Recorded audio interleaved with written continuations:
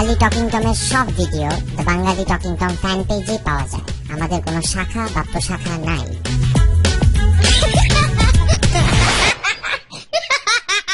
রোজার ঈদ শেষ হওয়ার পর যখন একটা জামাই তার মাসুম দুই হাত পেতে বউয়ের কাছে তার ভাগের সালামি চায়, তখন জান একটা আসো তো। কি হইছে? ওই যে আমাকে একটু হিসাব দাও, কে কত টাকা করে দিছে, তারপর আমারটা আমাকে বুঝাই দাও। কিসের কে কত টাকা করে দিছে?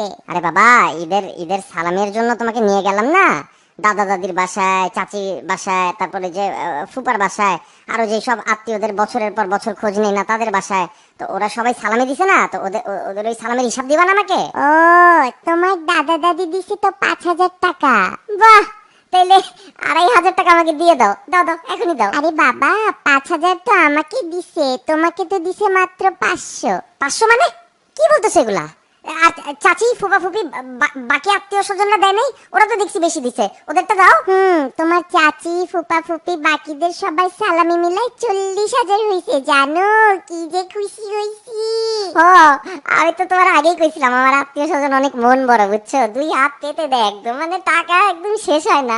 দাও তাইলে ওই 20,000 টাকা দাও, আর এই দাদার ওই 500 টাকা, 20,500 টাকা দাও এখনই দাও। কিন্তু 40,000-এর মধ্যে তো তোমার মাত্র 3,000 টাকা, বাকি 37,000 টাকা তো আমাকে দিছে। এটা কি বললা?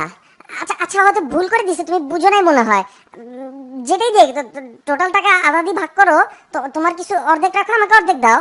না কেন, আমি এগুলো জমাই ড্রেস কিনবো, আর তোমারটাও রেখে দিব নিজের কাছে।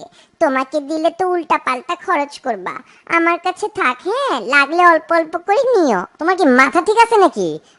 বিয়ে করার আগে তো এইসব টাকা আমি পাইতাম, আমারটা আমাকে দিবা না?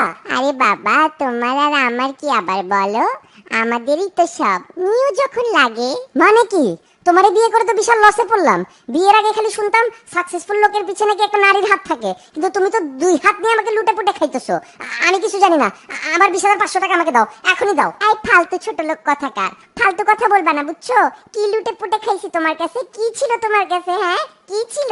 আর বললাম তো আমার কাছে রেখে দিচ্ছি, যখন লাগে নিয়ে নিও। এই বেটি, তোমার মাথা কি পুরো গেছে নাকি? তাহলে তোমার বিয়ে করার কি দরকার ছিল? তুমিও তোমার মায়ের কাছে থাকতা, আমার যখন দরকারি তো নিয়ে আসতাম। তাতে তো তোমার মা রাজি হয় নাই, জোর করে তো বিয়ে করাই দিল। তো এখন টাকার বিষয়ে আমি রাজি হবো কেন? দূর পাগল, বউ আর টাকা কি এক? মাফ চাইতেছি, বুঝছো জান, মাফ চাইতেছি, প্লিজ দাও।